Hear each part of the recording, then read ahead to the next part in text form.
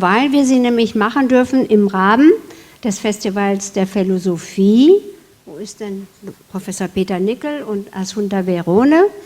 Und wir haben das Glück, dass Frau Ansadikian ja auch uns so wunderbar unter die Arme gegriffen hat als Präsidentin des Devoirs de Beaujolais de l'Allemagne du Nord.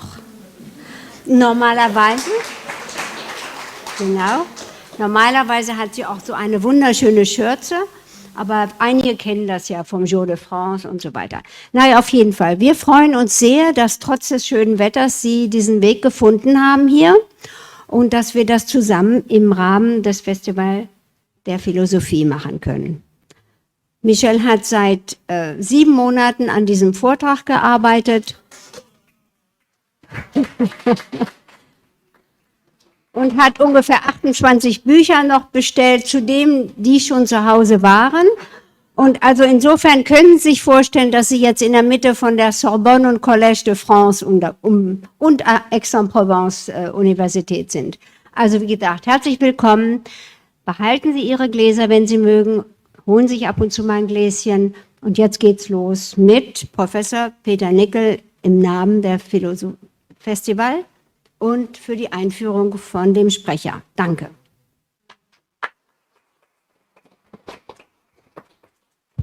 Messieurs, dames, c'est ma joie et mon grand honneur de vous présenter mon ami Michel Trousia-Truc. Il est né à Avignon. Il a étudié lettres modernes à la faculté des lettres et sciences humaines d'Aix-en-Provence. Il a fait un sujet de thèse, le sujet de sa thèse était les fonctions sociales de la pratique théâtrale dans les collèges de jésuites au XVIIe et XVIIIe siècle. Il a enseigné l'histoire du théâtre, toujours à la faculté des lettres d'Aix-en-Provence, et ensuite il a changé, il a fait un doctorat en sciences de gestion et sa carrière professionnelle l'a apporté dans les secteurs publics et privés, et c'est-à-dire c'était l'administration de grands hôpitaux, je crois. Alors, après cette carrière professionnelle dans les secteurs publics et privés, il a eu la fonction de lecturer à l'université de Harvard en 2015. Il avait 66 ans. C'est un âge en qui tout devient de nouveau possible.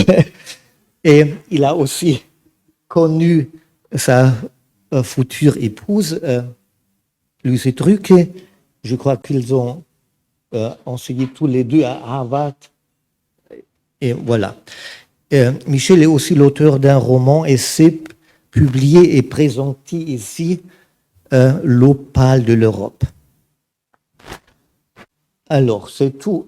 Michel vient de la France, maintenant il préfère Hanovre à Paris. Je vous remercie. Chers amis, merci. Merci surtout d'avoir su faire preuve de patience et d'indulgence parce que nous ne maîtrisons pas certains problèmes techniques. Donc, merci de votre attitude extrêmement positive et bienveillante. Merci au professeur Peter Nickel et à Assunta Verone de m'avoir invité dans le cadre du Festival de philosophie à vous présenter cette introduction à Marcel Proust. En effet, c'est une gageure de vous présenter en 40 ou 45 minutes l'œuvre de Marcel Proust, c'est-à-dire 3150 pages d'écriture. Donc, je relève cette gageure et nous allons avancer en suivant les pas de Marcel Proust. Il est né le 10 juillet 1871, rue La Fontaine, qui est une rue du quartier de Passy, qui est un des quartiers chics de la capitale dès la fin du XIXe siècle. Il est né 1 mois et demi après la fin de la Commune de Paris. La Commune de Paris s'est terminée le 28 mai 1871 et à l'issue d'un bain de sang qui a été une chose absolument abominable et qui a duré donc la dernière semaine du mois de mai. Le père de Marcel Proust, qui était médecin, a été blessé à l'occasion de la Commune de Paris, voulant porter secours à des individus qui gisaient dans le ruisseau. Il a reçu une balle dans le pied. Donc on imagine bien qu'elle a dû être pour la mère de Marcel Proust, qui était enceinte de 8 mois, quelle a été cette dramatique expérience de fin de grossesse dans un Paris à feu et à sang. Marcel Proust est un écrivain dont l'œuvre principale a totalement ébranlé les fondements de la structure romanesque héritée des grands auteurs du XVIIe, XVIIIe et XIXe siècle. Il est l'inventeur d'une écriture qui permettra à ses lecteurs et admirateurs d'explorer les voies les plus audacieuses de la modernité. Marcel Proust est le fils de Jeanne-Clémence Weill Proust. Jeanne-Clémence Weill appartenait à une famille juive de Trier, de Trèves, famille juive qui avait fait fortune dans la banque et qui s'était installée à Paris. Adrien Proust, son père, quant à lui, est originaire d'un milieu modeste. Il vient de la campagne beauceronne. La Beauce, c'est une des régions de France où on cultive le blé. C'est le grenier à blé de la France. C'était un tout petit village qui s'appelait Illiers. On retrouvera ce village sous le nom de Combray dans La Recherche du temps perdu. Adrien Proust, donc médecin, est devenu professeur de médecine à la faculté de médecine de Paris. Il est devenu un grand épidémiologiste.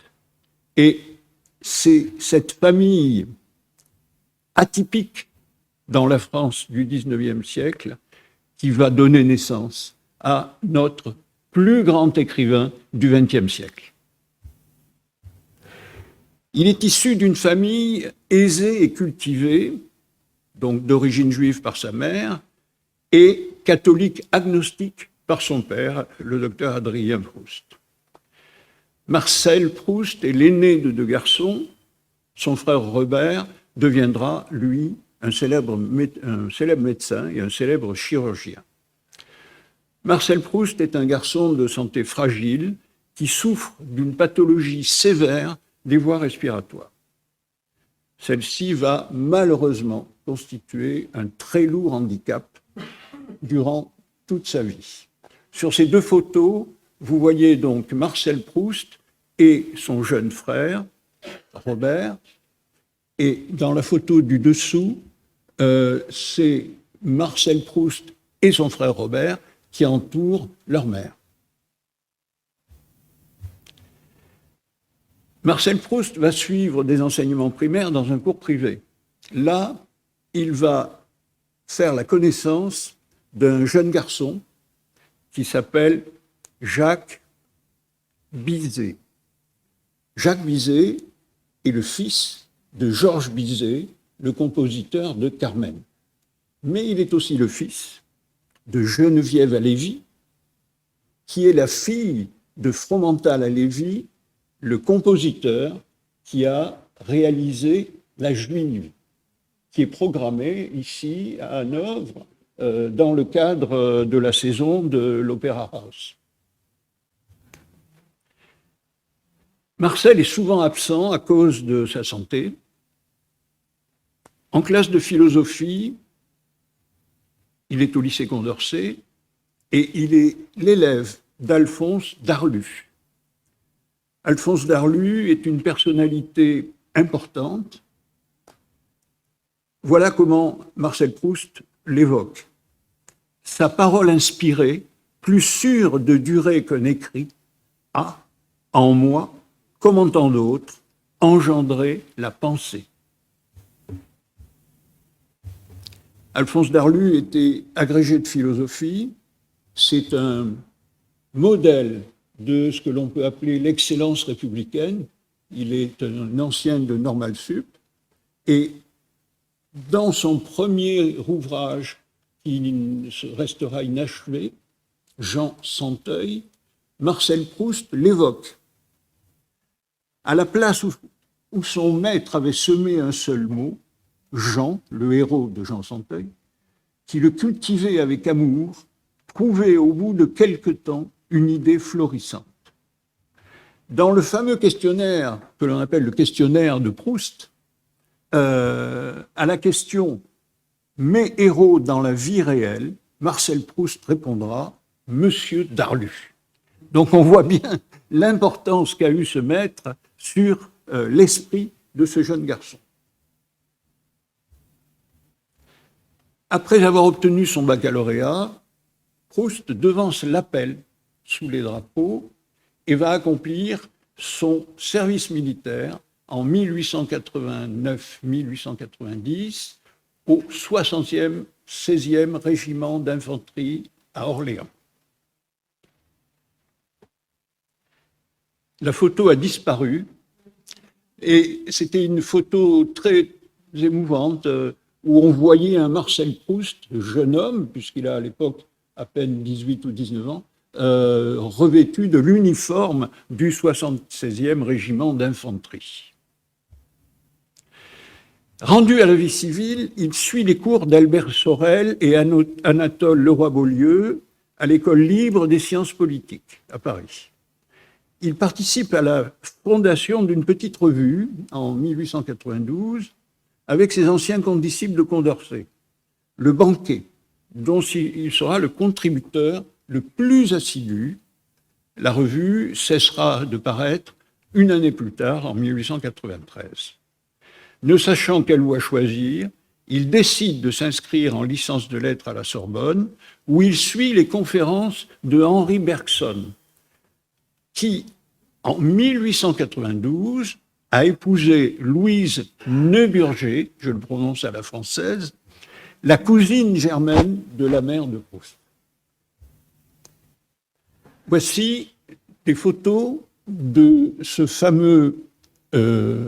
fameuse publication, Le Banquet, où on voit, sur la photographie de droite, un extrait d'un article que le jeune Proust avait publié.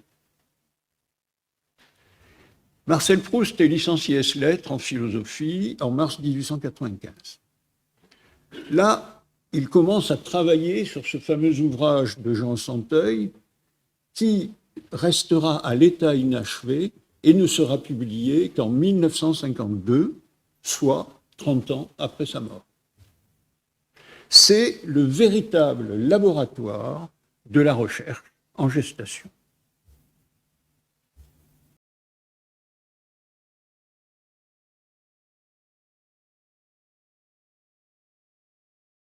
Par Gallimard en 1952. Les années de formation. Marcel Proust a toujours manifesté un goût pour la connaissance scientifique. Son père avait avec lui, dès son plus jeune âge, des discussions. Et le père lui transmettait un certain nombre de savoirs scientifiques. Et le jeune Proust était dans un état d'exaltation. Il a toujours été très admirateur des connaissances scientifiques des adultes qui se trouvaient autour de lui. Il éprouve un attrait certain pour les sciences nouvelles, dites sciences humaines, essentiellement la psychologie, la sociologie et, bien sûr, l'anthropologie. Nous avons déjà souligné donc l'importance d'Alphonse Darlu dans la formation intellectuelle de Proust, mais d'autres rencontres et lectures imprimeront une marque indélébile dans sa vision du monde et l'élaboration de son œuvre. Gabriel Séaille, qui est un autre intellectuel très important du monde de la Sorbonne de la fin du XIXe siècle, Émile Durkheim, le fondateur de la nouvelle sociologie, Gabriel Tarde, qui est aussi un des grands noms de la sociologie moderne, Schopenhauer, Balthazar Gracian, les mémoires du duc de Saint-Simon, les mémoires d'Outre-Tombe, les Mille et une nuits. Voilà, on a une palette très large de ce que pouvait être la curiosité intellectuelle de Marcel Proust.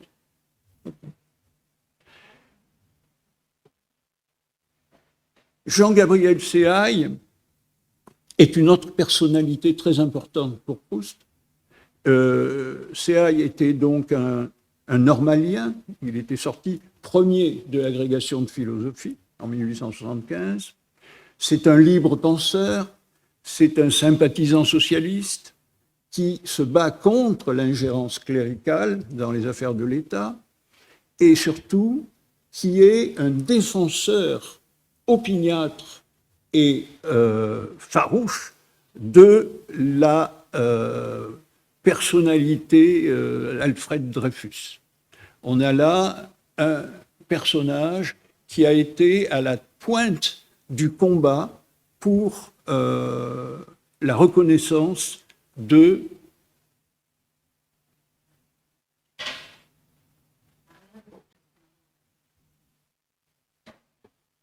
excusez-moi, il est un des principaux défenseurs de Dreyfus.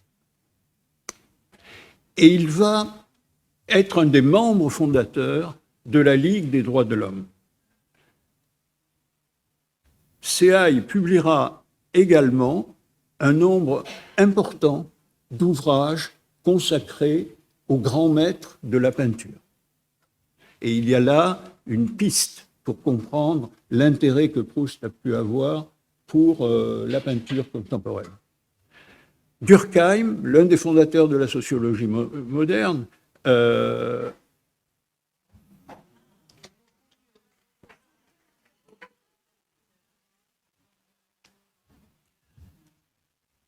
ainsi que Marcel Mauss, qui est son neveu, vont être des personnalités qui vont fortement impressionner Marcel Proust. Gabriel Tarde, l'autre grand nom de la sociologie moderne, sera sans doute celui qui instillera dans l'esprit de Proust un certain nombre de schémas de compréhension de la société moderne. En particulier, chez Tarde, on voit apparaître cette notion d'imitation. Et l'imitation est très importante dans la recherche du temps perdu. Arthur Schopenhauer, c'est le grand philosophe de la fin du XIXe siècle, qui connaît un succès énorme auprès de tous les intellectuels européens, et en particulier des intellectuels français. Et Schopenhauer va être celui qui va marquer le plus dans ses conceptions notre écrivain. Il va permettre également à Marcel Proust de découvrir un personnage relativement peu connu à l'époque qui s'appelle Balthazar Gracian.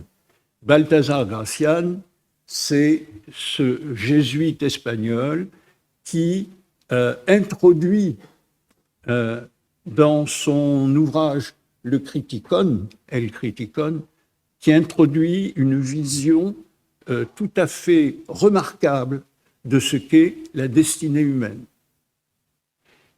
Pour Schopenhauer, Balthazar Gracian était le grand écrivain du XVIIe siècle, et il estimait que Balthazar Gracian était supérieur à l'auteur du Don Quixote, et qu'il était également supérieur à Swift et à ses voyages de Gulliver. Donc nous avons vu déjà l'importance que pouvait avoir Balthazar Gracian, mais d'une façon beaucoup plus intéressante, on peut, à juste titre, évoquer dans le Criticon la forme qui est utilisée par Balthazar Gracian et qui inspirera Proust lors de l'écriture de La Recherche, c'est-à-dire dans le Criticon, on voit l'évolution de deux personnages à travers les 4 âges de la vie. L'enfance, la jeunesse, la maturité, la vieillesse. Et c'est ce schéma formel que l'on retrouvera exactement tel quel dans La Recherche du temps perdu. En 1896, Marcel Proust publie son premier livre, Les plaisirs et les jours. C'est un recueil de poèmes en prose, et ce texte est illustré par Madeleine Lemaire. Alors il est important de mémoriser le nom de Madeleine Lemaire, parce qu'on va le retrouver. Madeleine Lemaire sera une des grandes salonnières, c'est-à-dire une des grandes personnes qui organisent des salons littéraires dans la capitale. Ce livre passera totalement inaperçu. Mais Jean Lorrain, qui est à la fois un poète et romancier, va attaquer Marcel Proust dans des articles et d'une façon extrêmement dure et méchante. Et Proust va se battre en duel avec Jean Lorrain. Jean Lorrain appartenait à ce que l'on appelle l'école du décadentisme, l'écrivain français décadent de la fin du XIXe siècle. Aucun des deux ne sera blessé, ils en resteront là. C'est une liste des auteurs dits décadents, on va passer rapidement, parce que ce sont des auteurs qui aujourd'hui ne représentent plus rien, ne sont plus du tout lus, à part Pierre-Louis, qui continue quand même à être édité et à être publié régulièrement. Les salons parisiens. Très jeune, donc, Marcel Proust va se voir ouvrir les portes de 2 des salons les plus prestigieux et les plus célèbres de la capitale. Le premier, c'est celui de Madame Geneviève Halévy Strauss, qui est donc la mère de son ami Jacques Bizet. Madame Bizet a perdu son mari et donc elle a épousé en seconde noces Maître Strauss, qui est un grand avocat parisien à l'époque. Le second salon qui s'ouvre devant Marcel Proust, c'est celui donc de Madeleine Lemaire, celle qui a illustré son premier ouvrage. Madeleine Lemaire, c'est une artiste qui est fortunée. Habituellement, les artistes ont l'image de gens plutôt vivant dans les épreuves financières, mais elle, pas du tout. Elle est à la tête d'une vraie fortune, et son salon est un des plus réputés de la capitale. Elle servira de modèle lors de la création d'un des personnages importants de La Recherche du temps perdu, qui est Madame Verdurin. Proust va développer, à travers la fréquentation de ces salons, une vraie qualité de portraitiste. C'est-à-dire qu'il va publier dans Le Figaro un certain nombre de petits articles avec un goût très, très grand de la précision du portrait. Et bien sûr, on retrouvera ces qualités-là dans l'écriture de La recherche du temps perdu. On voit ici une photo donc, de Madame Geneviève Lévi-Strauss. Donc elle est entourée. Marcel Proust est à gauche, c'est le garçon qui a les cheveux coupés en brosse, et il est avec des amis, et donc ils sont reçus régulièrement par Madame Strauss. Madeleine Lemaire, vous avez une photo du type de tableau qu'elle produit à l'époque. Donc ce sont des choses très académiques. C'est de la peinture vraiment très académique, mais qui était très appréciée dans les milieux fortunés de la capitale. Marcel Proust fréquente aussi d'autres salons, ceux de la comtesse Greffule, qui va servir de modèle au personnage d'Oriane de Guermantes, mais également ceux de Marguerite de Saint-Marceau, Lydie Lemercier de Nerville, Léontine Armande Caillavet, la princesse Edmonde de Polignac, la comtesse d'Aussonville, Emmanuelle Potocka, qui est une princesse italienne dont la famille était une famille qui était alliée à un des papes. Donc, il va trouver là des matériaux qu'il va engranger soigneusement pour nourrir son œuvre. Là, c'est un tableau qui représente le salon de la comtesse Potocka. Et on a un petit extrait de l'article du Figaro où Marcel Proust s'exprime. On comprend qu'elle puisse être bien séduisante avec sa beauté antique, sa majesté romaine, sa grâce florentine, son espièglerie napolitaine, sa politesse française et son esprit parisien. Voilà, on a là un type d'écriture très un peu précieuse pour plaire à un auditoire de gens de qualité. À partir de 1900, Proust a abandonné son projet de roman et il va découvrir John Ruskin. Il va mettre ses pas dans les pas de John Ruskin, qui est un des grands critiques d'art de la fin du XIXe siècle en Angleterre. Et Proust va traduire 2 de ses textes. Alors c'est très amusant parce que Proust ne maîtrisait pas la langue anglaise. Et donc il va demander à sa mère, qui elle est bilingue, de faire une première traduction, et ensuite à la cousine de Reynaldo Hahn. On sait les liens passionnels qui ont uni Proust et Reynaldo Hahn, et donc cette cousine était anglaise, et donc ce sont ces 2 femmes qui en fait ont fait les traductions de Ruskin que Proust va publier sous son nom. Dans ces traductions, j'ai mis en caractère gras les choses qui, pour moi, évoquent déjà ce que sera la quête de la recherche du temps perdu, car elles ne sont pas dans le présent, ces hautes et fines enclaves du passé, mais dans un autre temps où il est interdit au présent de pénétrer. Du passé familièrement surgit au milieu du présent. C'est toute la dialectique de la relation au temps que Proust va développer dans La recherche du temps perdu. En 1907, Proust commence l'écriture de Les intermittences du cœur. Les intermittences du cœur, c'est le premier titre qu'il a donné à son œuvre.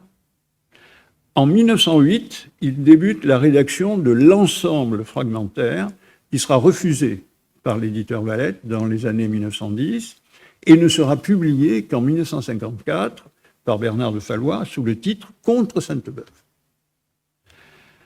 Le temps perdu, là, je me suis un peu amusé parce que j'ai retrouvé cet ouvrage qui est un ouvrage qui attaque la pédagogie des jésuites. Et ce personnage qui s'appelle Jean-Henri Maubert de Gouveste était un personnage picaresque. C'est un homme qui est venu servir dans l'armée prussienne, il était français, mais il a été officier dans l'armée prussienne, et puis il lui est arrivé des aventures absolument extraordinaires.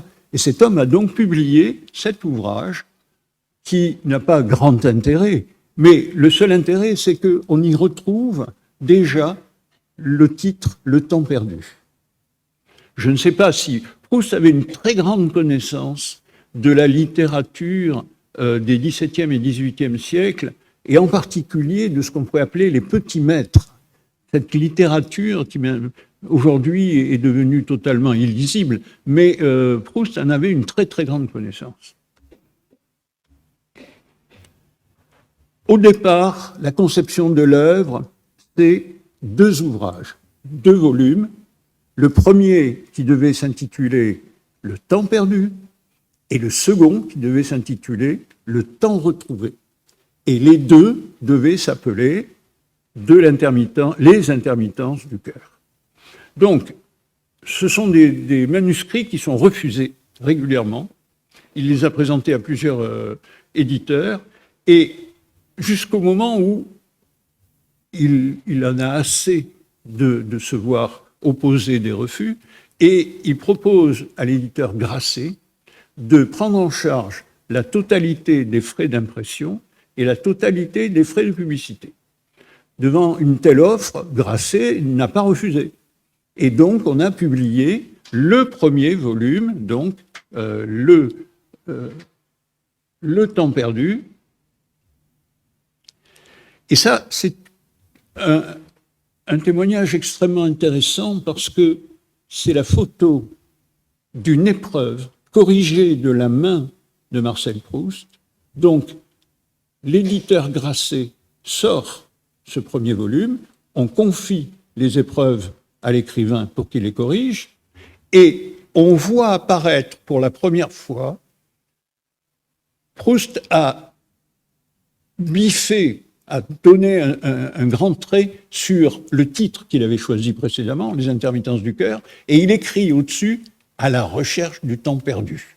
Et pour le premier volume, donc, il change le temps perdu, il le raie, et il ajoute à la main du côté de chez Swann. Il avait d'abord pensé à Charles Swann, c'est le nom du héros, et il a oublié ça et il a décidé, non, c'est du côté de chez Swann. Donc on a là un témoignage de la façon dont Proust travaillait. Proust est quelqu'un qui a toujours multiplié les ratures, et il était, comme Balzac, une des personnalités littéraires qui faisait fuir les typographes parce que les manuscrits étaient totalement illisibles. Ça, c'est une photo du premier entretien que Marcel Proust a donné à la presse, et c'est un magazine qui s'appelait Le Miroir, et cet entretien a été publié le 21 décembre 1913, soit même pas 2 mois après la publication de Du côté de chez soi. Et dans cet entretien, on fait la connaissance d'un Marcel Proust qui vit reclus dans sa chambre, la chambre tapissée de liège, telle qu'on a appris à la connaître, et qui vit à l'envers, qui dort la journée et vit la nuit. Ça, c'est un document extrêmement intéressant, c'est la lettre d'excuse que André Gide, qui était à l'époque le grand maître des éditions de la Nouvelle Revue Française, c'est une lettre d'excuse, parce que c'est lui qui a refusé le manuscrit de Proust. Et donc, quelques mois, même pas 2 mois après la publication, puisque c'est en octobre que paraît le premier volume, il écrit à Proust pour lui dire qu'il a fait une bêtise absolue en refusant ce manuscrit et qu'il s'en, comme on dit en français, qu'il s'en mord les doigts aujourd'hui. Voilà, donc c'est assez amusant de voir ce personnage qui était vraiment le grand maître des lettres en France jouer les petits garçons auprès de Marcel Proust. À la suite de cela, donc, les éditions Gallimard décident de racheter les droits parce qu'ils sont convaincus que là, on tient un grand écrivain. Ils rachètent les droits à Grasset et ils décident de republier du côté de chez Swann en 1917, c'est-à-dire on est en pleine guerre.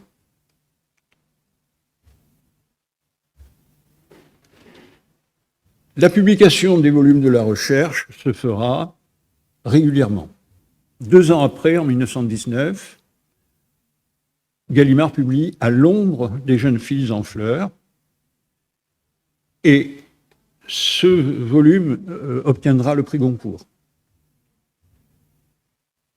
Ils publieront également des pastiches et mélanges, qui sont des articles que Proust avait faits pour Le Figaro. Et les pastiches sont d'une très grande drôlerie. Proust s'est amusé à évoquer une affaire qui avait fait scandale à l'époque, qui était un escroc qui avait réussi à subtiliser 1 million de francs or au président de la De Beers.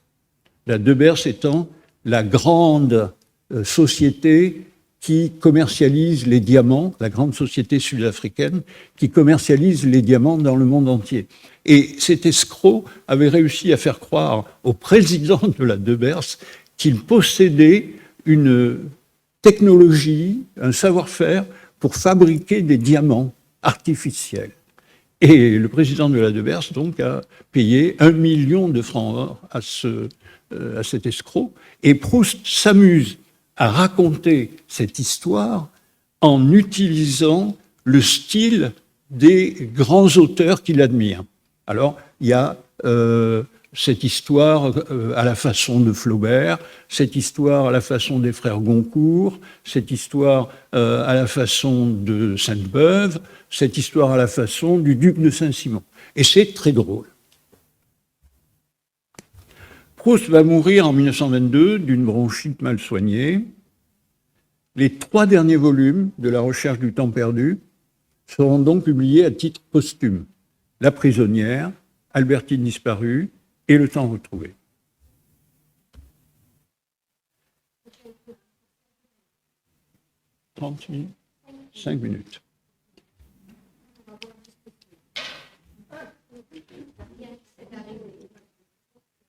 Alors, le roman démarre en évoquant le temps. Le premier mot qui est utilisé, c'est « longtemps je me suis couché de bonne heure ». Donc, c'est une façon pour Proust d'introduire la thématique qui va être développée à l'intérieur des 7 volumes. Et bien évidemment, le dernier mot de La recherche du temps perdu, c'est-à-dire le dernier mot de la dernière page du temps retrouvé, c'est le temps. Donc on a là un processus circulaire où Proust nous met déjà sur la piste à l'ouverture et clôt sur ce thème du temps.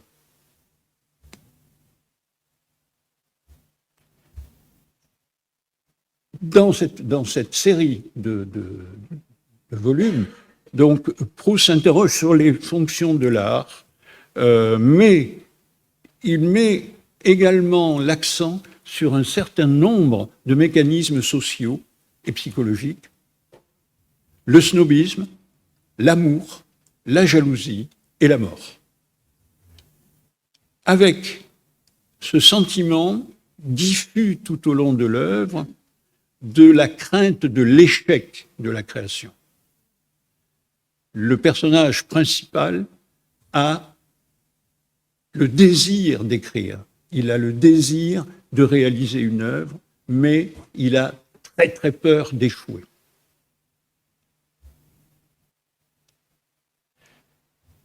À la différence du roman traditionnel, donc, Marcel Proust relègue au second plan l'action, l'intrigue, le temps chronique et linéaire, l'étude des caractères. Ce qu'il veut transmettre à son lecteur, c'est essentiellement la sensation du temps qui passe, mais cette sensation doit être une sensation vécue par le sujet. Le sujet ici, c'est le narrateur. Le narrateur n'est pas Marcel Proust. Le narrateur est un personnage de fiction. Il ne faut surtout pas confondre narrateur et Marcel Proust, parce que sinon on ne comprend rien à la recherche du temps perdu. C'est donc une réflexion sur le temps, et Jean-Yves Tadier, qui est le grand spécialiste de Proust, a publié un ouvrage qui s'appelle « La cathédrale du temps ». C'est-à-dire pour lui, à la recherche du temps perdu, c'est la cathédrale du temps. Je passe sur les conceptions du temps. On n'a plus le temps. Conception classique du temps chez les Grecs. Conception chez Saint-Augustin. C'est une conception dont Proust va faire son miel. C'est la conception selon laquelle il n'y a que le présent du passé, le présent de l'avenir et le présent de la perception. Pour Proust, il y a deux temps. Il y a le temps psychologique, qui est celui qui est décrit à travers les comportements, et il y a la durée bergsonienne, qui n'est pas le temps proustien. On a souvent associé Proust et Bergson. Or, dans cette conception du temps chez Proust, on est très loin de la conception de Bergson. Le temps proustien, c'est un temps de la souffrance et un temps de l'apaisement. La souffrance, elle est décrite admirablement bien dans l'attente par le narrateur lorsqu'il est enfant, l'attente de la venue de sa mère qui vient l'embrasser dans son lit avant qu'il puisse s'endormir. Et il y a des pages absolument bouleversantes sur la façon dont cet enfant réagit à la présence ou à l'absence de sa mère.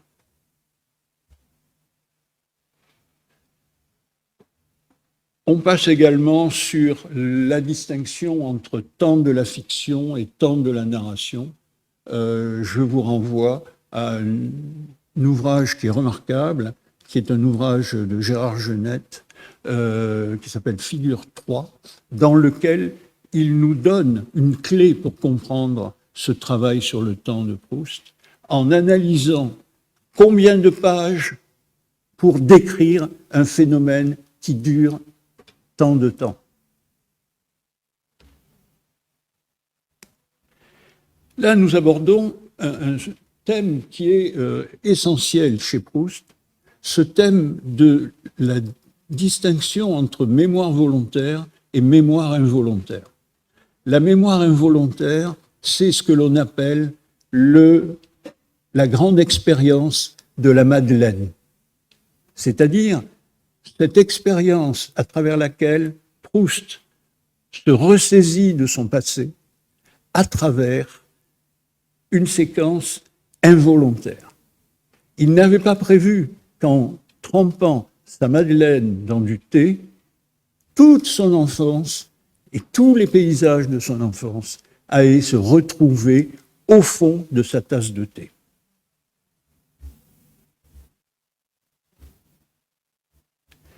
Donc là, c'est la citation de l'expérience de la Madeleine telle qu'elle est décrite par Proust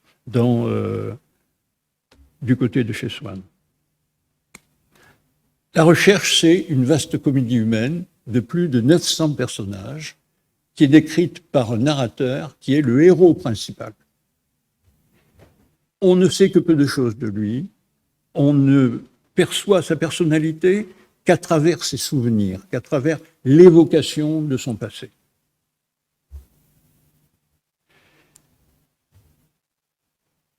À la recherche du temps perdu, c'est essentiellement une galerie de portraits étonnants et savoureux. Voici une étude des occurrences des 15 personnages les plus cités dans la recherche. Le premier personnage, c'est Albertine Simonet, qui est le grand amour impossible du narrateur. Et ensuite, on peut découvrir tous les noms qui sont ceux des grands personnages de la recherche, Charles Swann, Palamède, baron de Charlus, Odette de Crécy, etc.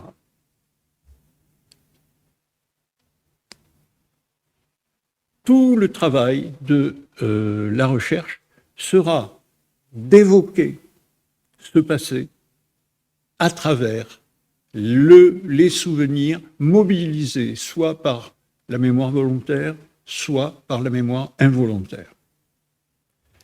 C'est la description des premiers émois du narrateur à Balbec, du côté des jeunes filles en fleurs, et c'est la description des salons parisiens, où on rencontre tous les grands noms de l'aristocratie française. Et enfin, ce sont les lieux de plaisir les plus sordides qui sont décrits. Proust est le premier romancier à décrire dans toute sa complexité le désir sexuel, féminin, masculin, hétérosexuel, homosexuel, bisexuel, avec justesse, sans provocation gratuite ou pudibonderie hypocrite. Dans les livres Sodome et Gomorrhe, La prisonnière, Albertine disparue, Le temps retrouvé. Ça, il faut se dire que c'est sans doute l'entrée de la modernité.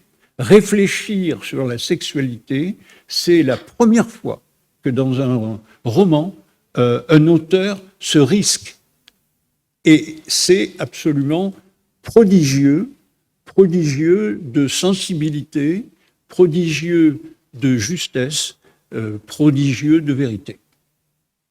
Mes chers amis, je crois que nous sommes obligés d'interrompre là cette présentation. Je vous remercie de votre attention.